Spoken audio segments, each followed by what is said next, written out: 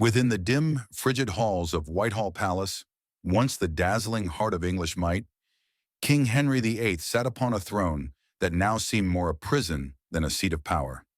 His body, bloated and riddled with decay, bore the marks of years steeped in excess and tyranny. The court whispered of his decline, of the rot that spread from his leg to the very soul of the kingdom. The royal physicians murmured dark omens, while courtiers tread lightly, fearing the unpredictable wrath of a monarch unraveling. Day by day, Henry was haunted not only by pain, but by guilt and visions. The ghosts of his 6 wives, most vividly Anne Boleyn and Catherine Howard, whose heads he had claimed, rose before him in dream and waking hour alike. Mocking laughter echoed down the stone corridors, and invisible footsteps disturbed even the bravest guards. Sir Thomas Knyvet, a loyal courtier, was commanded never to leave the king's side. Yet even he confessed to sensing unnatural things. Candles that flickered without wind, cold draughts that pierced through summer warmth, and voices murmuring prayers or curses in forgotten tongues. Henry raved at shadows. At times he would call out to Cardinal Wolsey or curse the Pope. He feared not death but judgment. Behind the walls of Whitehall, it was said, the once mighty Lion of England was now a beast trapped in his own conscience, a soul stalked by death, demons, and the weight of divine punishment. The king's physical decline was only a shadow of his crumbling mind. He would sit for hours in silence, staring at a single point on the wall, an iron sconce shaped like a lion's head, until he swore it blinked at him.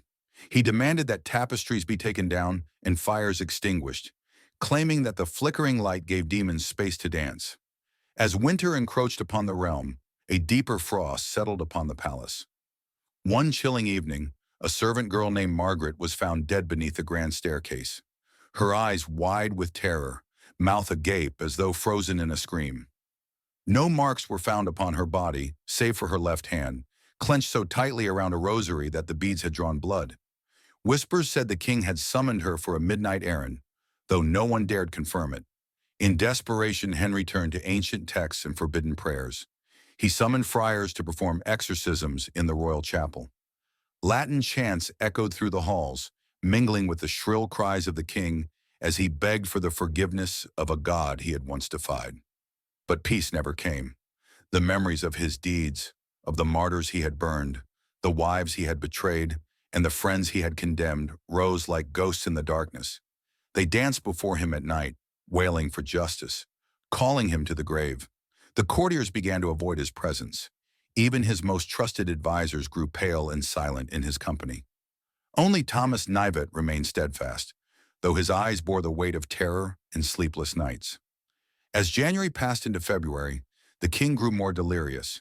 He demanded that the royal alchemists create a potion to cleanse his soul, and when they failed, he ordered their imprisonment in the Tower.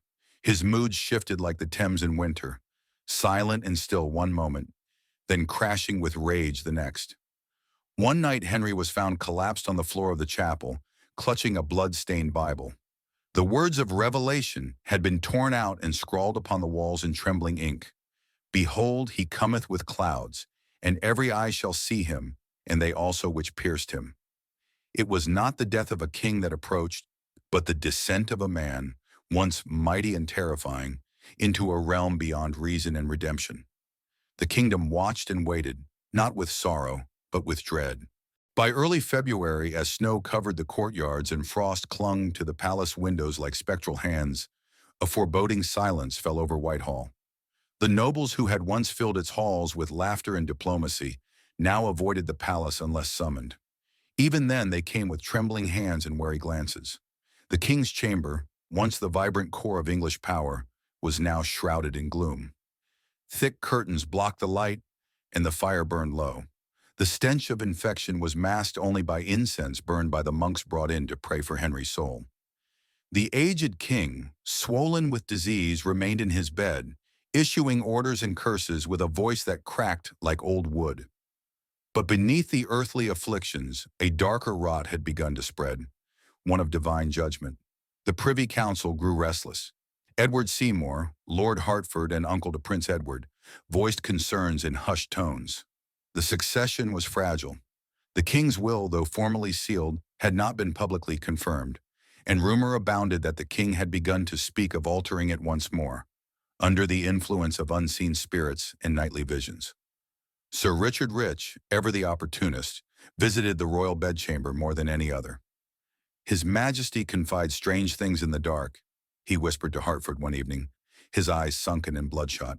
He believes St. Thomas More speaks to him, and worse still, Anne Boleyn. He says she weeps blood and calls for justice. Anne, Hertford spat. God's wounds, he had her beheaded. If ghosts now govern his tongue, we are all damned. Meanwhile, Henry's dreams grew more vivid. He would scream in the dead of night, rousing the entire wing of the palace. He saw a procession of his victims, clothed in white, bearing torches that dripped red wax upon the stone floors. They come to weigh my soul, he muttered again and again. In secret, Father Ambrose, a Dominican friar long hidden by Queen Catherine Parr, was summoned to perform rites never spoken of in Anglican doctrine. He confessed to Thomas Knivet that he had felt a presence in the king's chamber not of this world. Not angels, but watchers, tall as men, eyes like embers. On February 12th, the bells of St. Margaret's tolled thrice at midnight, though no rope was pulled. That same night, the great tapestry in the West Hall caught fire without spark or flint. The design, a depiction of the judgment of Solomon, was reduced to ash by morning. Fear took hold of Whitehall. Servants fled in the night. Food went untouched, wine soured in cask. The chill within the palace defied every hearth. And the king? He began to write. Letters to the Pope, letters to God, letters to Anne, pages stained with ink, sweat, and at times his own blood. He demanded the great Bible be read aloud to him for hours, his breath rattling with every verse. He that diggeth a pit shall fall into it, he said one morning, eyes fixed on a ceiling no one else dared look at. And whoso breaketh a hedge, a serpent shall bite him. Preparations for war or succession halted. All eyes turned inward to the rotting throne. The Lion of England, it was whispered, had called for a priest each night, but not for confession, for absolution. The sword of justice had turned its edge upon the hand that once wielded it. As February deepened, a strange quietude cloaked the court like a funeral shroud. London itself seemed to hold its breath. The Thames, half frozen and still, reflected the pale sun like a blade of tarnished silver. Outside the palace walls, rumors of the king's afflictions spread faster than any royal proclamation. Merchants whispered of a dying tyrant. Preachers warned of divine punishment, and common folk crossed themselves at mention of his name. Inside Whitehall, the royal household had fragmented into factions. With Henry slipping further into delirium, each nobleman, bishop, and servant placed wagers, some in hushed strategy, others with desperate prayers, on who would hold sway once the king drew his final breath. Queen Catherine Parr, though pious and prudent, had retreated to her private apartments. The queen consort, ever a scholar and writer, filled her journals with scripture and supplication, noting each new sign of decline in the man she had once hoped to redeem. Her attendants reported that she wept often behind closed doors, but showed a composed face in the presence of courtiers. It is not death that frightens him, she confided to Lady Herbert, but the reckoning. Young Prince Edward, only 9 years of age, was kept from his father's presence. Physicians and tutors watched over him with reverence and fear, for the boy's frail frame and quiet manner could not mask the fact that he was soon to inherit a trembling kingdom. Some feared he would be little more than a pawn. The king's council met in secret chambers, cloaked in shadow and smoke. Hertford, Rich, Cranmer, Wriothesley, each with ambitions, each with secrets. They debated not only matters of succession, but whether the king's deteriorating condition should be concealed or declared. Should he die without official word, Wriothesley warned, we invite chaos. France watches. The Empire watches. Even Scotland sharpens its knives. Then we must control the message, Hertford replied, and ensure no priest, no scribe, no soul speaks to the king unless one of us is present. But Henry, defiant to the end, made that task impossible. One stormy evening, he demanded to be wheeled into the throne room, his bloated body swaddled in velvet, face half covered by a gold mask to hide the sores. Before the assembled lords, he cried, I am still your sovereign, By God and sword and seal. The court knelt, but none cheered. The throne room echoed with a silence more potent than any applause. Later that night, the guards posted outside his chamber heard him conversing in Latin. When questioned, he claimed he had been speaking with the Archangel Michael. Sir Thomas Knivet, ever faithful, began to pen a record of these strange events. The king speaks of gates, he wrote, of voices from across a river. He knows names he should not know. He called for Thomas Cromwell. He said Cromwell forgave him. The court chaplain dared not offer communion. Henry had begun to demand that relics long outlawed under his own reforms be brought to him. Saints' bones, crosses, even the blackened finger of St. Edmund. It was as if the king sought to make peace with every god he had spurned. And still the signs worsened. Blood ran down the walls of the chapel one morning, staining the altar. No source could be found. The choir boys refused to sing. The royal dogs howled each night as if mourning. A great raven, blacker than pitch, perched outside Henry's window and did not move for days. The kingdom drifted, a ship without anchor, captain, or wind. But no one dared say aloud what all now believed. The king was dying, and with him, the old world. The final week of Henry's life arrived like a slow tide, inevitable and relentless. No edict could hold it back. No crown could defy it. Though the palace bustled with artificial energy, scribes writing hurried amendments, guards posted at every threshold, servants cleaning and restocking what would soon be royal tomb space, the heart of Whitehall beat with dread. The king had ceased speaking for long stretches, murmuring only in fragments, his words slipping between English, Latin, and something older still. He called for Arthur, his long-dead brother, and then for Elizabeth of York, his mother. At times he reached toward unseen visitors, whispering, "Forgive me." Sir Thomas Knivet recorded the king's final coherent demand, that his will be read to him aloud, and that he be buried beside Jane Seymour, the only queen he claimed to have truly loved. But even in that request, there was disquiet. For Henry later shouted in terror, declaring that a pale woman with red hair and no head stood in the corner, and she would not allow it. The council redoubled its efforts. Cranmer fasted. Hertford ordered the palace gates locked. Rich prepared documents with multiple seals, ready to forge the king's last words if necessary. Power was a prize already being bartered in darkened rooms. The weather turned. A great fog rolled over the Thames, shrouding the city in gray. Church bells rang without hands. A monk from Canterbury arrived bearing a bone of St. Thomas Becket, unbidden. He claimed it had warmed in his hands when Henry's name was spoken.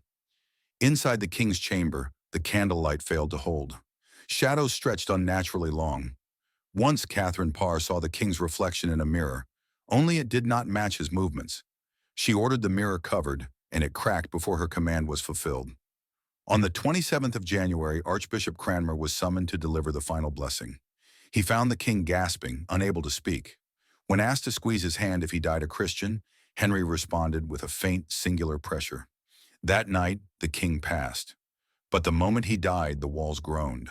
The windows blew open though the air was still. Every candle in the chamber extinguished. It was said a black dog was seen leaving the palace by the western gate, its eyes glowing like coals. No one could account for it. No one followed. The death was not announced until hours later. By then, his body had already begun to turn, despite the winter cold. Physicians were forbidden to open him. The throne sat empty. And though young Edward would soon be crowned, all who had witnessed the end of the lion knew England would never be the same. The age of swords and saints had died with Henry. What followed was silence. Though Henry Tudor was dead, his presence refused to depart the realm. Within days of his passing, whispers began anew, of sightings, of strange sounds, of cold draughts in sealed halls. The king was buried beneath the floor of St. George's Chapel, in a vault beside Jane Seymour, as he had commanded. But those who lowered his coffin swore the stone beneath groaned at their touch. Catherine Parr, now Queen Dowager, secluded herself in Sudeley Castle. There she penned letters and prayers, reflecting on the unnatural end she had witnessed. To Lady Mary she wrote, "Though your father's crown now rests upon Edward's brow, it is not yet at rest in the grave. The young king was crowned with gold too heavy for his frame. As he sat on the throne, courtiers noted that a single white rose placed by the altar withered before the ceremony's end. England itself seemed in mourning, not only for its monarch, but for the certainty he had once represented. Under Henry, the will of the king had shaped land, faith, and blood. Now it was as if the air itself doubted who ruled. Reports of supernatural disturbances grew. A soldier on night watch at Windsor claimed to see a figure limping in armor near the chapel, a figure with the face of Henry, bearing both a crown and a bloodied axe. A physician's assistant went mad after hearing voices within the chamber where the king had died. He scribbled endlessly on the walls, Rex, Rediet, Rex Mane, the king returns, the king remains. Even among the council, fear took root. Hertford tightened his grip on young Edward, seeking to guide the boy as protector. Yet in secret, he too had nightmares of Henry's gaze. Rich withdrew from court altogether. Archbishop Cranmer became pale and trembled at any discussion of the late king's final hours. But it was not only court and castle that were unsettled. Commoners told of livestock refusing to pass the road by St. George's. Monks at Canterbury claimed to hear chanting at midnight in the king's voice. A sailor from Dover swore he saw Henry's face in the waves during a storm, laughing before lightning struck his mast. Many began to believe Henry's soul had not ascended or descended, but lingered. Then came the plague. It began in Southwark. Within days it spread through London like fire. Physicians died first, then merchants, scribes, even bishops. Entire streets were boarded shut. It was said no bells tolled for the dead. They tolled of their own accord. A woman in Whitechapel claimed to see a red-cloaked man standing at her window. When she opened the door, no one was there. Her entire family was found dead within a week. As death swept through the capital, many looked back, not to God, but to the grave of the king. His judgment is not complete, murmured an old friar in the north.